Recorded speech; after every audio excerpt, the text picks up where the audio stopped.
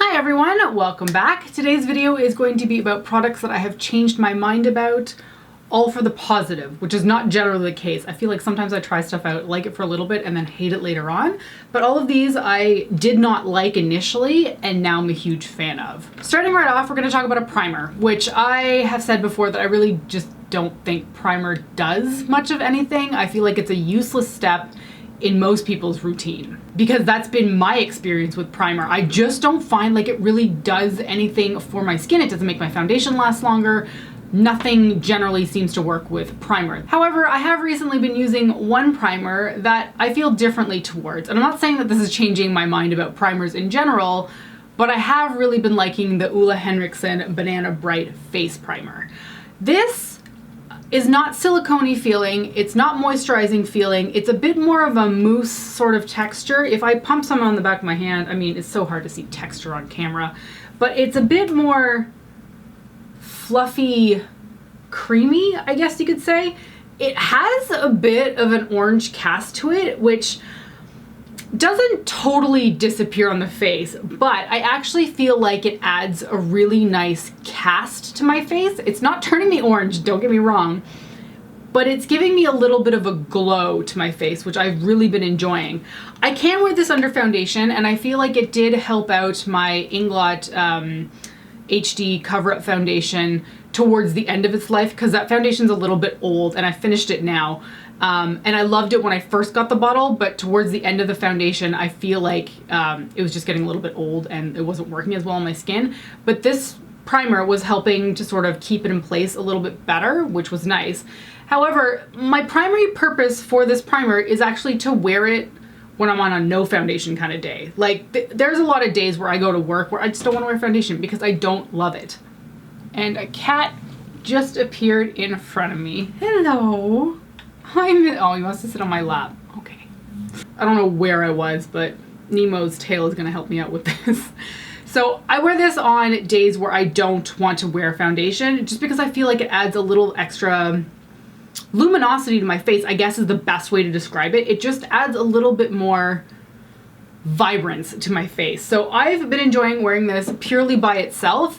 I think it adds that luminosity, that vibrance that I don't necessarily always feel is present in my skin in the winter, just because I'm not really getting that much sun anymore. I don't have any kind of tan on my face from sun and playing soccer and running outside.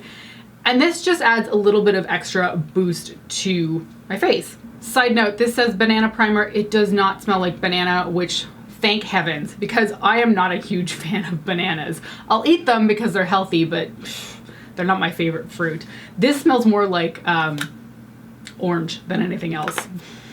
Anyway, I've definitely changed my mind about this. When I first tried it out, I wasn't in love with it because I was expecting it to make my foundation last longer, which I suppose is what most people want a primer for. But for me, this adds a luminosity to my face that was not otherwise present in the winter months.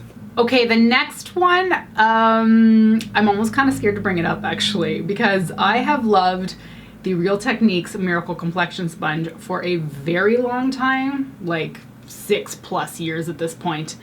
And I've ragged on the Beauty Blender before because I have one and I just didn't think it performed that differently from the Real Techniques sponge, which is accurate.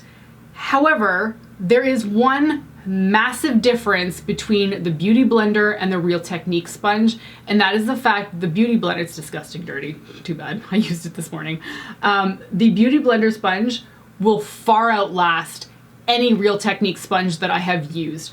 I have had this sponge, I want to say about 1.5 years, and it's not torn. I wash it generally, not today, clearly.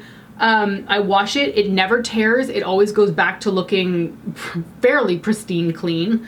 And that's over the last year, 1.5 years. Real Techniques sponges, I feel like once I clean them, they tear within 3 to 4 months. I have a huge backstock of Real Techniques sponges because I know I was going through them regularly enough that I would just buy them whenever they were on sale. So I have about, I would say 10 or 12 sponges sitting in my beauty area of the bedroom that I haven't touched because I've only been using this one and it's still going strong. It cleans easily. It performs exactly like the Real Techniques sponge, but it way outlasts the Real Technique sponge in terms of like just durability and longevity. So I have to say, once I eventually finish this one, which heaven knows, it could last me another 2 years at this point, which I realize is kind of gross because it is a sponge, but I do wash it with baby shampoo.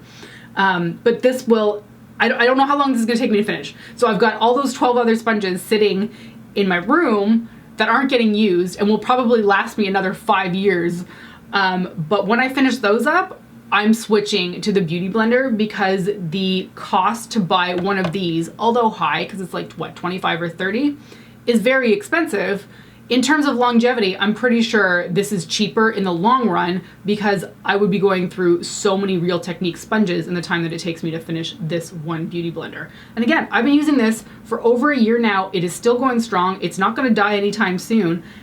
And really, I think that's fantastic value for your money, especially considering that they both perform identically. Like, I don't feel that there's any difference between the two sponges, but this one just lasts infinitely longer. So I have to eat my words on this. This is worth the money. I know it's a $25 sponge and that is absolutely ridiculous, but in terms of usage, this is gonna last you forever. So yeah, Beauty Blender, you impressed me. I ragged on you for years because I didn't think you were worth it, but I believe in you now. Okay, the next one could be down to a color issue, but I'm not sure, so I'm just gonna mention it. I ragged on the Fenty Beauty Mademoiselle lipstick in a shade name that I can't remember right now, but it was that really vibrant purple that really has beautiful depth to it. It looks gorgeous on the lips if you can get it to apply nicely.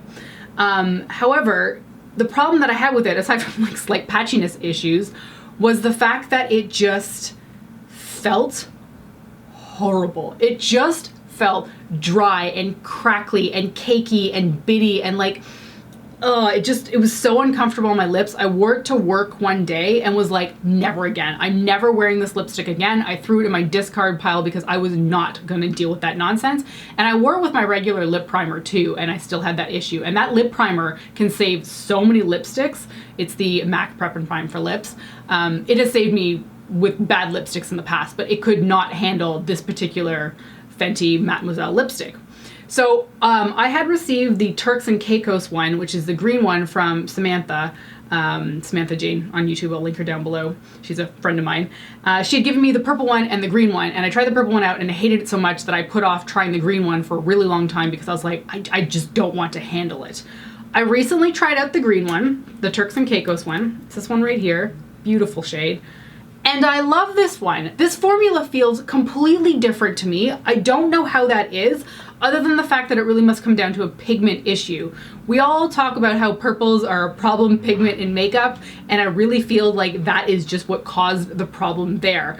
This one, this green one, this bizarre color feels perfectly fine on the lips. I have no issues. It's matte, it's not slippery, but it's movable on my lips. It doesn't crumble. It doesn't cause any issues. It feels fantastic. So I had completely written this formula off based on that one purple lipstick, and really, I think that's reasonable, to be honest. I don't think anybody should be expected to pick up multiple colors of a lipstick formula in order to find out that they like one color more than the other, because I feel like a lipstick formula should be fairly consistent across the board. However, in this case, for me, it just really wasn't, and I love this green shade so much now. I wore it in I think it was my Melt Muerte palette review, and I thought it looked fantastic. It felt so comfortable, it looked good, and it was a completely different experience from that purple shade, whose name I still can't remember right now.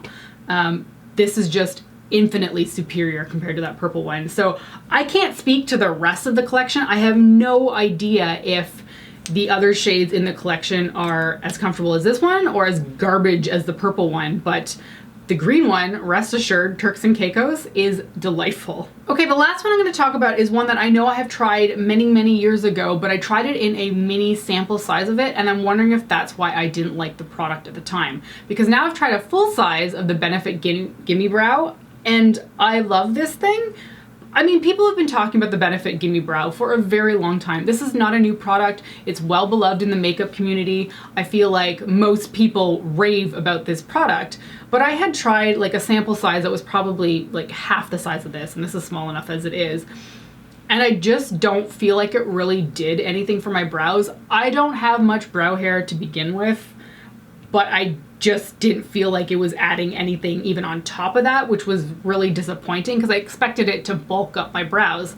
I've started to do my brows a little bit differently recently, so I'm wondering if using as many products as I am now, including this one, has started to create more volume to my brows. And I have to say, this is one of the things that is giving me that volume. I just comb it through my brows. I don't really know how they look right now because I've been at work all day. So this makeup has been on for about 7 hours at this point. But I just comb it through my brows and comb the brow hairs up so that they get a little bit more lift and chunk to the tops of my brows and just make them look a little bit more feathery. And this helps not only add a tint of color to them and bulk them up a little bit, but also holds them in place a little bit upwards. I mean, I'm not talking like mohawk straight up, but like just slightly up and off to the side. And I think it looks fantastic. Now, I don't love the fact that I'm using like 3 or 4 different brow products on my brows to achieve this result, but I have to say I do really like the overall effect. So I'm using 2 different pencils and then this, and then sometimes I'll go in with a pomade. But I do really feel like the Gimme Brow in particular has added quite a lot of dimension to my brow that I otherwise had not seen before.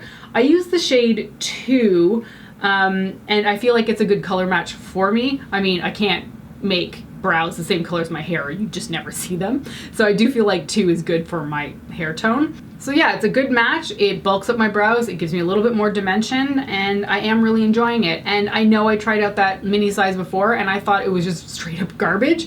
So it's nice to discover that I do like the full size, but I have to wonder, was it the way I was doing my brows before, or is it that the product was a little bit different in the sample size than compared to the full size version? So I don't know. I am really enjoying this though, and when I finish this up, which who knows how long that'll take me, I have no concept of how long it takes to finish up one of these. If I should finish one up, I will absolutely repurchase it because I do feel like it is definitely upping my brow game. So that's gonna be it for this video. Those were 4 products that I have definitely changed my mind about for the positive. I hope you found this interesting. I don't feel like I generally have a lot of products to talk about that I've changed my mind about, but these were some especially good ones. I feel like I'm quite happy that I did end up liking these as opposed to like turning around and hating them. I hope you found this video interesting. Thank you so much for joining me, and I will see you next time. Bye.